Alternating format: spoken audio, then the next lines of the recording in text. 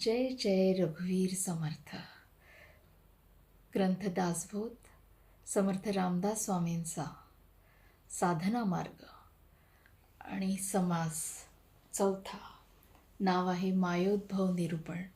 फारच सुरेख अशी उपमा देताना समर्थ रामदास स्वामी म्हणतात की जसा राजहंस असतो ना, पाण्यातनं दूध आणि पाणी वेगळं वेगळं निवडतो, तसंच मनुष्यसुद्धा आपल्या विवेकबुद्धीने सगुण आणि निर्गुण याचा निवाडा करू शकतो आणि संसारातून सार निवडतो, सारतत्व जाणून स्वरूप संधान करतो.